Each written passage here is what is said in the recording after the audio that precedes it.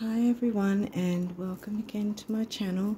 And yeah, as you've guessed by now, I'm continuing with the series I did last month, where we're looking at the astrology for the month of November for each rising sign. And as the title of this video suggests, this one is for the Scorpio rising people. And I've still been guided to stick with the same decks we used last month, and so we're going to get messages again from Arcana of Astrology, and then we're going to go into messages from the astrology reading cards, and after that we will look into the numinous astro deck, see what messages we can get for you Scorpio risers for November for that. And then the fourth astrology deck will be Star Codes Astro Oracle. And so that will be the astrology side of it, the same as it was last month, pretty much. And then after that, we'll get some numerology guidance cards messages. And we'll move from there onto some notes from the universe on abundance. Get some messages for you there. And then last but not least, we'll end with some guardian angel messages for you to see what comes through for November. Now, the two main things are, you would have probably heard of both of them by now, because we already had the eclipse for this. It was a partial solar eclipse, but it happened on the last new moon. And so we're in the middle of the eclipse season. So depending on when you watch this, you may still be because the full moon eclipse will be happening, I think, on the 8th of November. So depending on if you watch it before then or after, it'll still have the effects of the eclipse anyway, because the eclipse season, or any eclipse, the energies they lead up 3 to 6 months before the event. Then the event happens, then 3 to 6 months after the event. So something can happen, as it's happened with me before as well, some months down the track that was from the previous eclipse season. Plus, you've probably also heard that by now, I think, by the time you watch this, you would have heard that Mars is now in retrograde, and that will also bring intense, well, you guys know all about intensity. It's nothing new to you guys. You probably handle it better than most signs.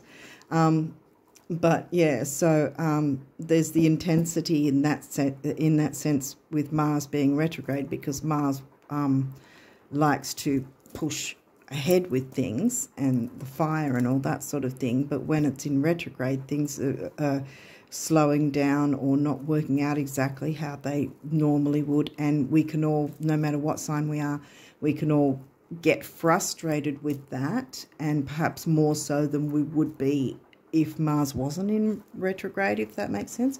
Anyway, enough of the jibber jabber. Oh, straight away we're getting a message for you. And that is waning gibbous mood. Okay, so take note of when those times are for you, the waning gibbous.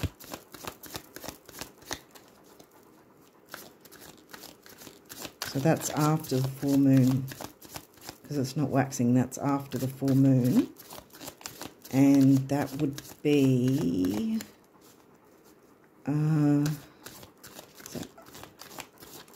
before or after the third quarter square. We've got a few messages here. Okay, we've got Scorpio. Well, yeah, boom, Scorpio rising. It's your intensity right there. Pisces. Okay, where's your Pisces? Where's your Pisces? Thinking. Is it the fifth house? Fifth, I think. See what other messages for the Scorpio risers for the month of November. What do they need to know? what could help them to get through the month of November with the eclipses and the Mars retrograde? Whoop, Juno. Ooh. Now that's an asteroid. If I'm not, I think Juno is to do with being in your power kind of thing. We'll see how, I'm not completely versed with the asteroids, I have to admit. So we will look that up in the book, but we'll see if there's some more messages before we head to the book. For you Scorpio risers. Wait, whoa, wait a second. Okay, so we have waxing crescent. Let's see where we're going here. Waning gibbous and waxing crescent. Okay, so after a new moon. Now you had a couple here, Hygeia and Ceres. Or Ceres, I don't know how some people say it. But yeah. Okay, so we've got a little bit to look up. Is there any other final messages for the Scorpio risers? Oh my goodness, yes. Okay. Capricorn. That's third house, isn't it? Oh, you've got another moon one. Waning crescent. Okay, so you've got a few moon phases to look into. These came out too, so let's have a look.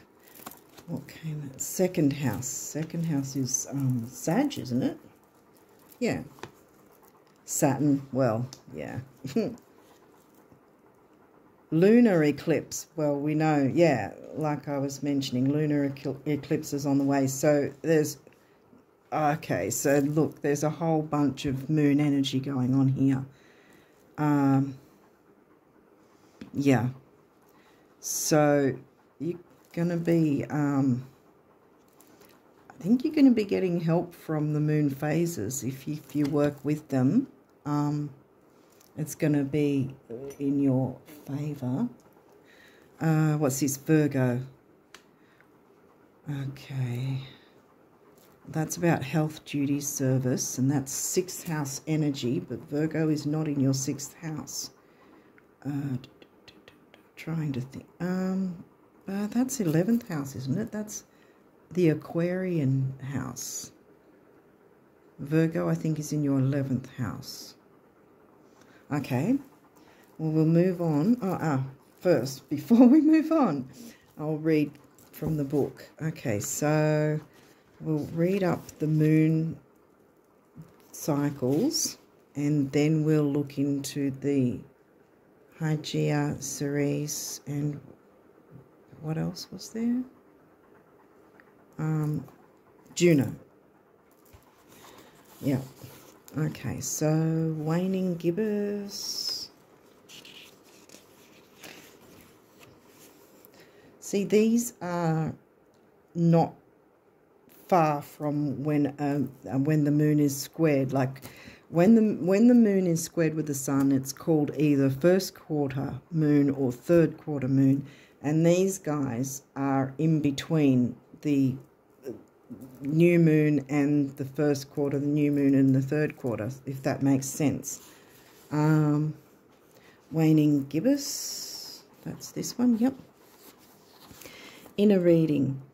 As the moon begins to get smaller, you may feel an urge to share recently acquired knowledge with your community. Did we get 11th house? I think we did, didn't we? What was 11th house? Oh, Virgo. With your community.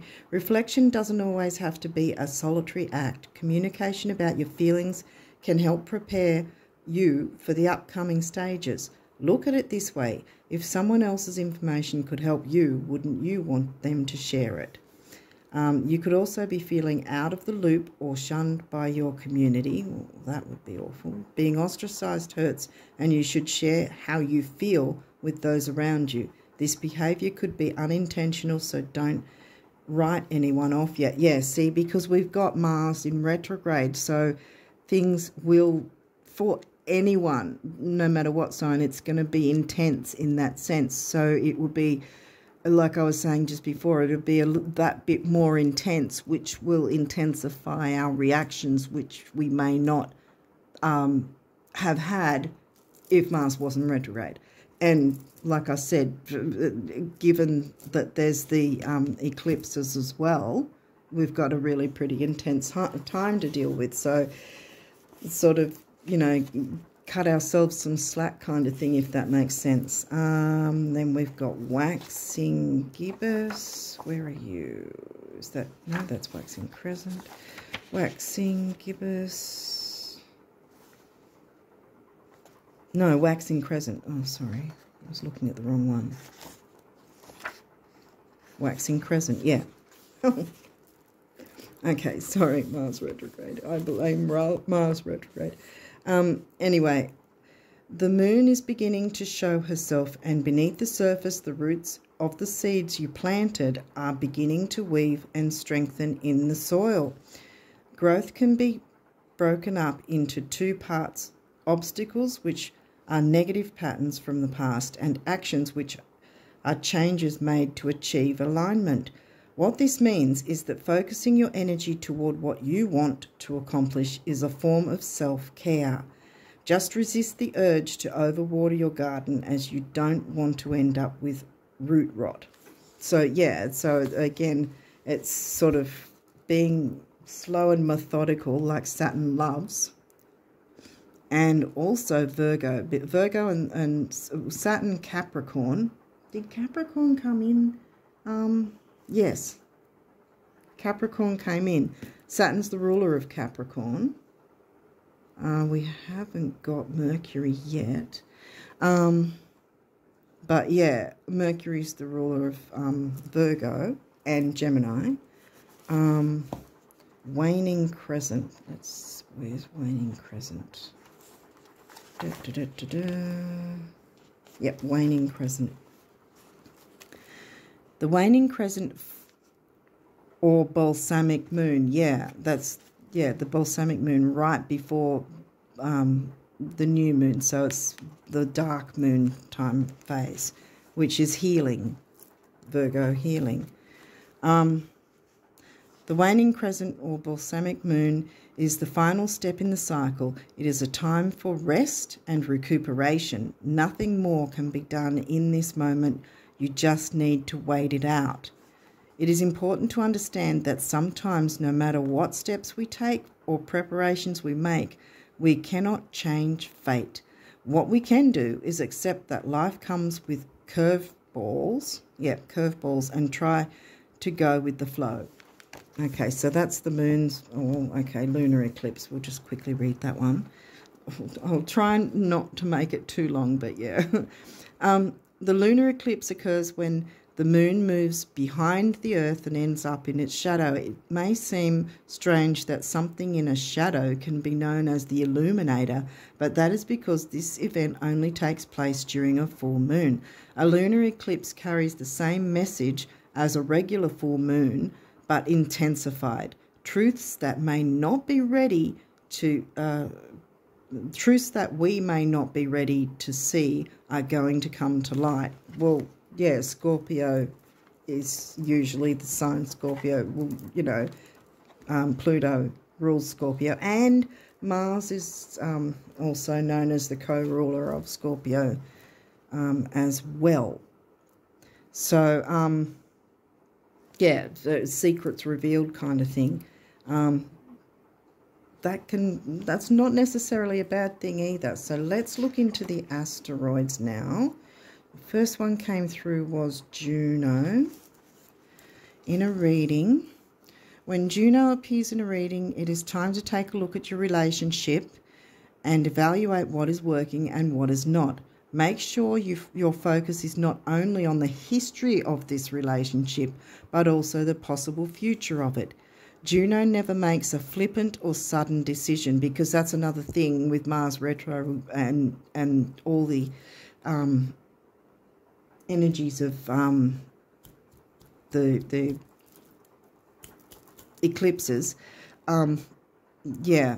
Try not to make sudden decisions if you can avoid it. But sometimes the eclipse forces us to have to make a sudden decision anyway. So it depends what's going on for you and that.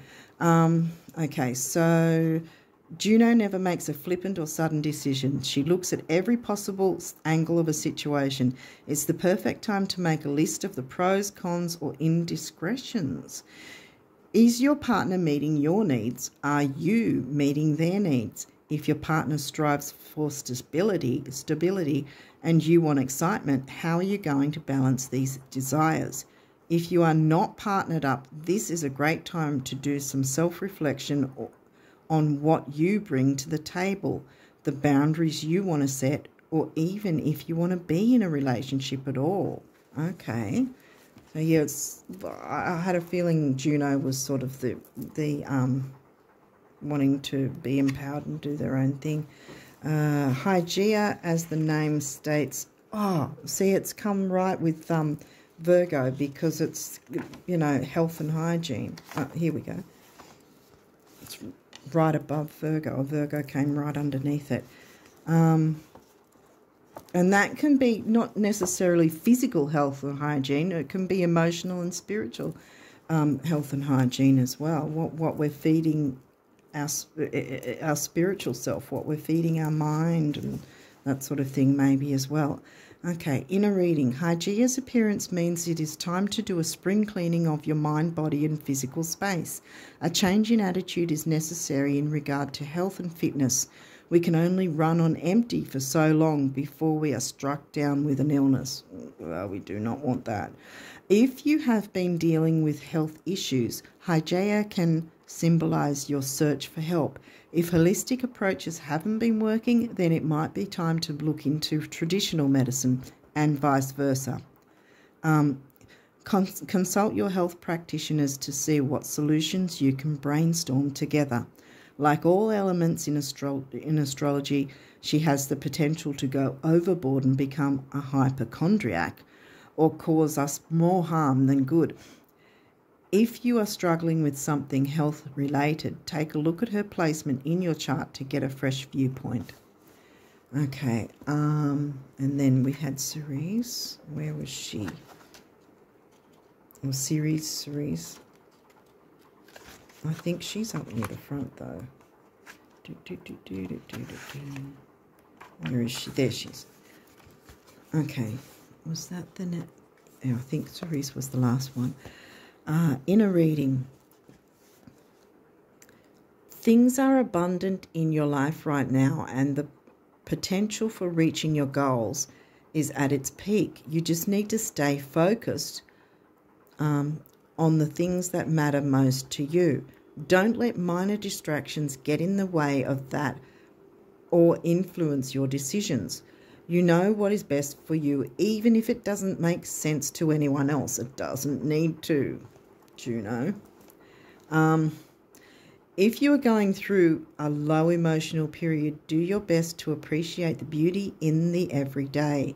Eat nourishing foods. There, here's Virgo and Hygeia. Eat nourishing foods and make beautiful art. Go for walks and reconnect with nature. Spend time with your loved ones, doing things that matter. Material items and overindulgence will not serve you right now, so avoid emotional binges.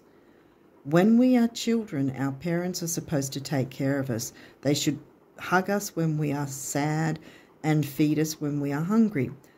At some point, we take over this parental role for ourselves, and if you're struggling getting things done, it could be that a wound from your upbringing is causing you to get in your own way. Okay, all right. Well, we'll see if Chiron makes an appearance as we go along. Let's have a look, though. We'll look into the next deck now. Hopefully this is making sense, but yeah. So the lunar eclipse and those moon phases, I'd be taking note of. Capricorn. We got Capricorn again. Okay, so that's in your third house, which is about communications. So, oh, hang on. Okay, what else? Okay. The 6th house, well, that's Virgo energy. It's not in Virgo for you. It's in, what is it in? Aries, I think. Aries hasn't come through. However, Mars is the ruler of Aries. And Mars is retrograde. Okay, is there any other messages? Leo. Ooh. Leo energy is in the 5th house, which again hasn't come through. But what's Leo in for you? I think Leo's in the 10th house, which is Saturn, Capricorn energies. Career, work career, that sort of thing. Leo is in that house. Okay, I didn't read the actual messages on the card themselves. Capricorn, the energy around you is serious, materialistic and hardworking. It bestows shrewdness and cautious ambition, like the goat. 6th house, the work, health and duty area of your life. And Leo, the proud lion, the energy is flamboyant, dramatic, proud and passionate. It focuses on the importance of self-belief. Wow, yeah, believe in yourself. Okay, so let's move on to the next deck and see what messages we can get for you from that. Get a bit more of a picture going, see if there's any aspects to look out for. So far we've got Saturn and some moon energy and a bunch of asteroids. So Capricorn sign in your chart, Leo sign, Virgo. Oh, sure that didn't.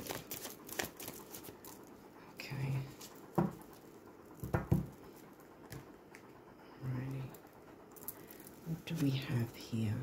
Scorpio, well, that's your rising sign. Neptune, well, that's Pisces, the ruler of Pisces. Where is Pisces again?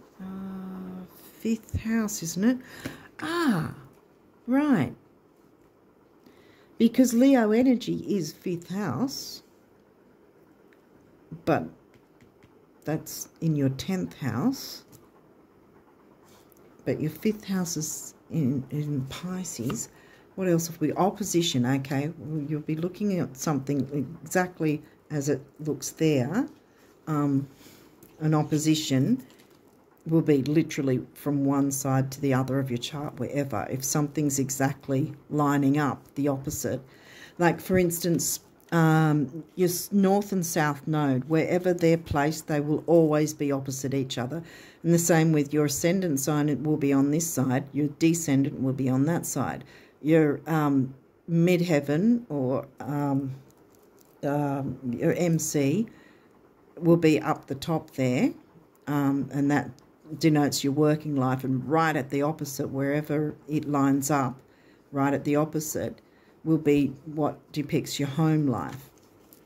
And so we're looking for an opposition, and you've got Taurus as well.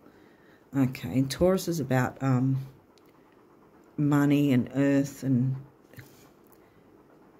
earthy, practical, steadfast, productive, fertile, tactile, ample, worthy, ripe, pleasure-seeking, sensuous, blooming, solid, pleasure, possessive. Although possessive, I would have thought that that's a bit of Scorpio. Don't take it the wrong way, but yeah, Scorpio energy.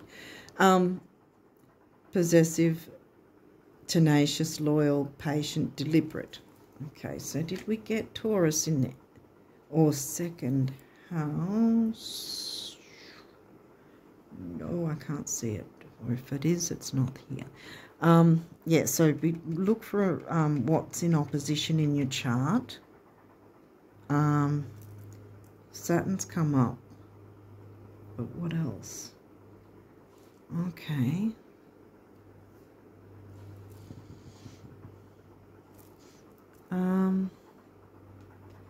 Might be a moon phase. That's that when the moon is opposing or opposite something. See what the when the lunar eclipse turns up around the 8th. See from where it is transiting and what's opposite it in your chart. You might want to look into that. Might have something to do with Saturn. Okay. All right, we'll see if we can get any more messages come through for you. See if we can make a bit more sense of this. Oops, they're all over the place. Okay. The Scorpio rises. What do they need to know for the month of November? What could help them for the month of November? Well, it looks like you want to come out, and you are. Venus. Oh, it's in retro. Venus isn't actually in retrograde right now, but it was recently. Which we may... Oh, would we still be in the post-shadow of it? Maybe. I'd have to look it up. We might still be in the post-shadow of Venus retrograde. You see, that's the thing as well. Just because the actual specific time frame has passed, that it's no longer technically in the retrograde, the post-shadow phase for a while after, and the pre-shadow before it leading up to it. That's why with Mars retrograde, even though it's only just recently happened, by the time you watch this it will have been, and it's going to be until at least February next year, most of us would have been noticing with certain things slowing down, not moving quick enough, or frustrations happening a couple of months prior to now, when it's actually, you know, been said that it's actually gone into retrograde, and so even around February could move to March or even May before Mars will, the effects of it will be completely done, and then it'll be direct from there. I mean, it will go direct, I think, in about February, but the the post-shadow phase as well. I always keep those in mind. Okay, I'll try not to jibber-jabber too much. Okay, Scorpio rising. What? Okay. Okay, that's that. I think I was... They let me jibber-jabber for a bit. 9th house. Now, did I mention Sag energy or something? Or did I not? What's in your 9th house? Cancerian energy, I think. Cancer, Cancerian. Well, there's lots of moon energy, and the moon rules the sign of Cancer. Okay. Oh, conjunction. Well, a conjunction is when there's planets, again, hang on a second. Again, if there's a jump, if you're looking at whole signs, like, say, this is showing, or it's chopped into 12 parts equally, a conjunction will be a number of planets that are in one area. If you're looking at, say, Placidus or Sidereal, you'd be looking more of about how close the planets are to each other, and you'd be looking at the orbs as well to see if it's a conjunction. Yeah, that's another part to it.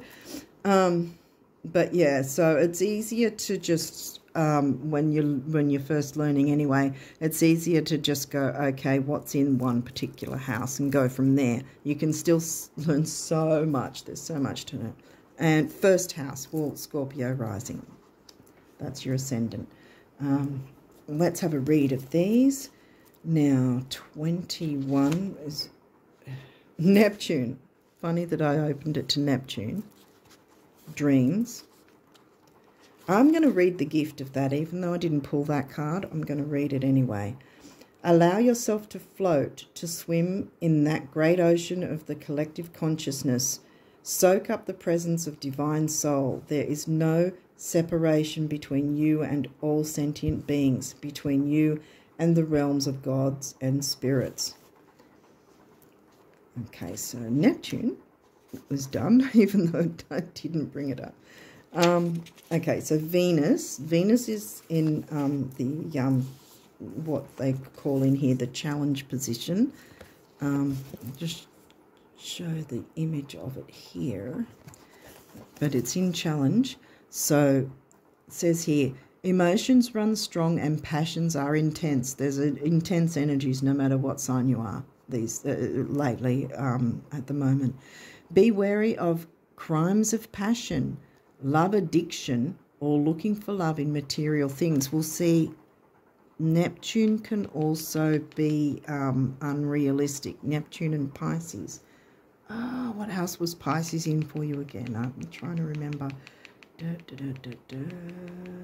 think it was 5th house, wasn't it? The Leo. That's where I got the connection. I think so. All right, so be wary of crimes of passion, love addiction, or looking for love in material things.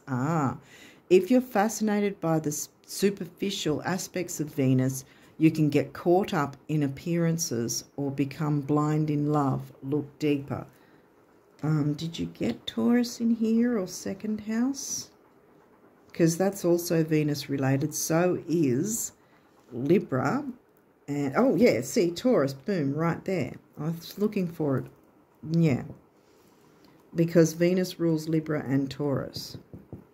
And Taurus is about the money, so it's saying to try not to become materialistic. It's really hard because, I mean, the way the world's set up at this point, everything's sort of buy, sell, gain, loss, and whatever. So you sort of need money and things to keep going kind of thing. So it makes it a bit difficult to not get caught up in that materialistic side of things. But if you're able to balance it, then that's not a problem. This is upright, which is a good thing, because 9th house is Sag energy and freedom-loving Sag.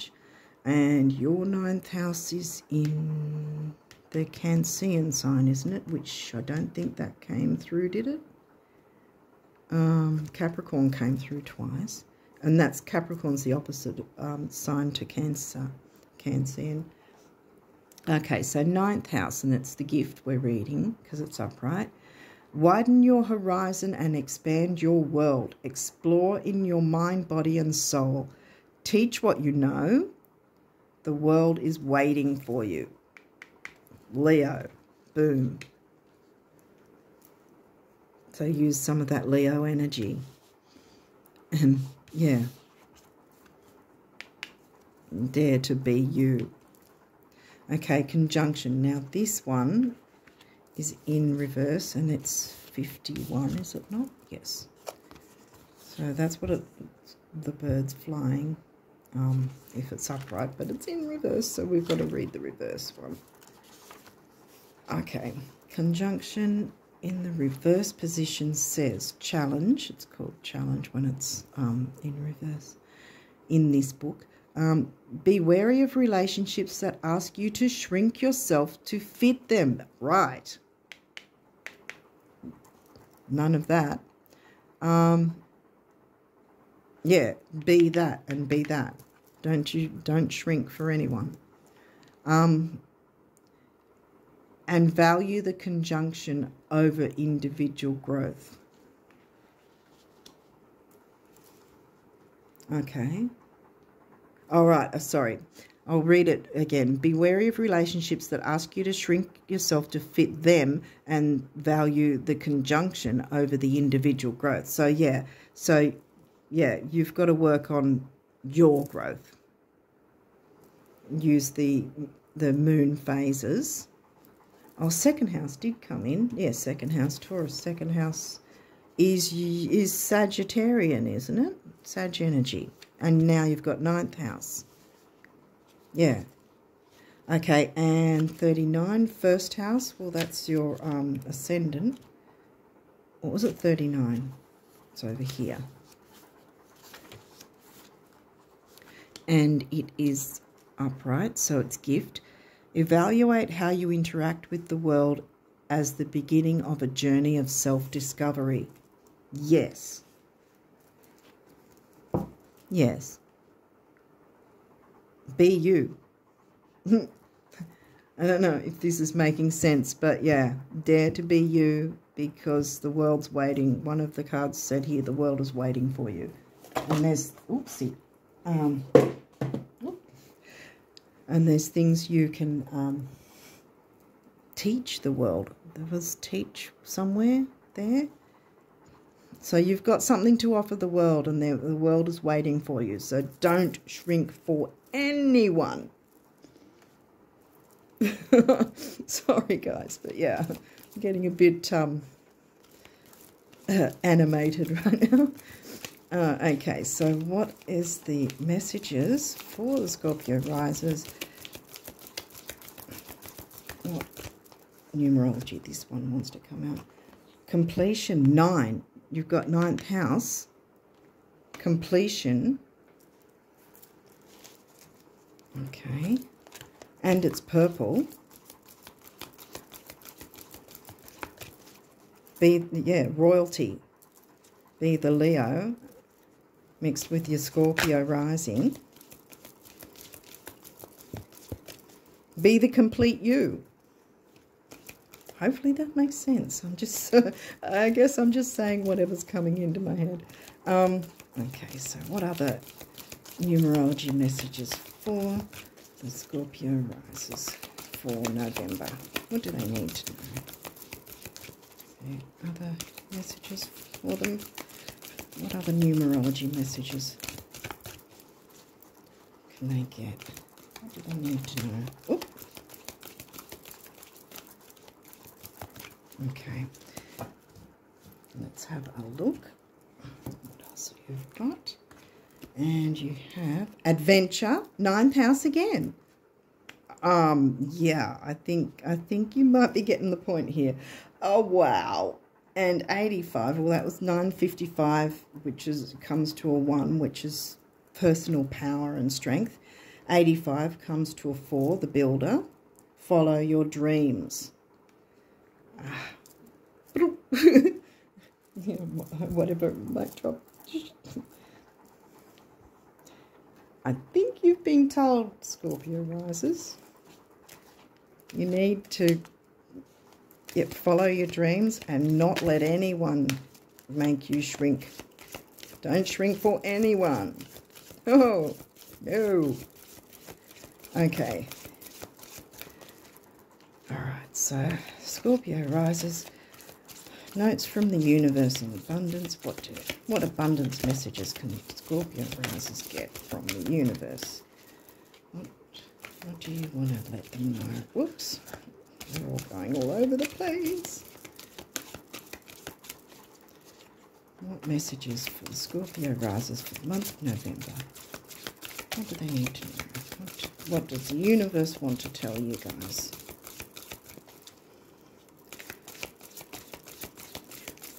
What abundance messages for the Scorpio rising people? My Scorpio rising friends. What do they need to know? Scorpio rising. We'll get them. Oop, there's one.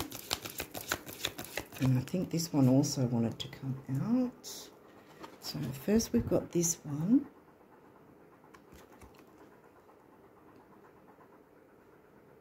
Okay. I can't read it through the phone because it's fuzzy. So, reality is not that you are weak and dream of becoming strong, poor and dream of becoming rich, alone and dream of having friends, but that you're already strong, rich and among friends. Yet at times you dream that you're not. Silly, the universe. Oh. 'Cause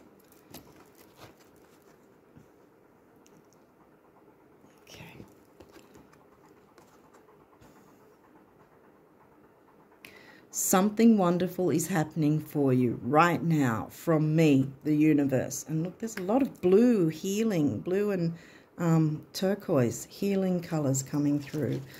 So any other messages, or are we going to move on to the next deck? Does the universe want to let the Scorpio risers know anything else about abundance for them? Wonderful things are going to be happening for you. Yeah. Ooh, step out, and don't you let yourself shrink for anyone. Don't you dare let yourself shrink for anyone.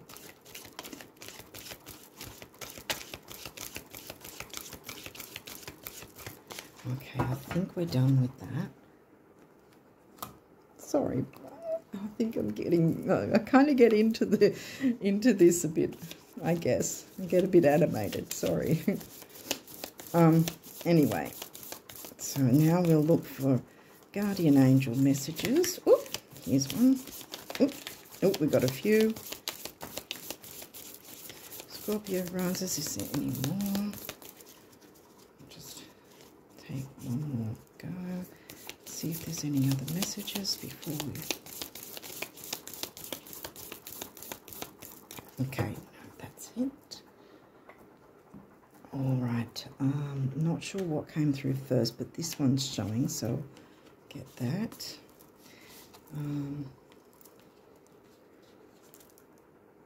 Oh, okay, we'll start with this one. Guilt.